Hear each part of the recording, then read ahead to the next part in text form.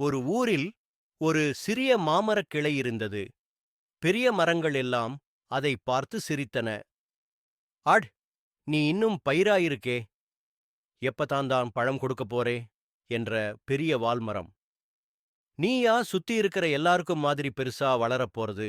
என்று நக்கல் பண்ணிச் சொன்ன தேங்காய் மரம்.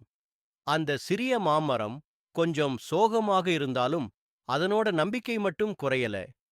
அந்த ஊரில ஒரு நல்ல உழைப்பாளி விவசாயி இருந்தார். அந்த மரத்துக்கு தினமும் தண்ணீர் ஊற்றி, "நீ வளர்றதுக்கான நாள் வரும்" என்று பேசிக்கொண்டே இருப்பார். ஒரு நாள் கனமழை வந்தது. சூறாவளி பல மரங்களை விருட்டென்று உருண்டு போட்டது.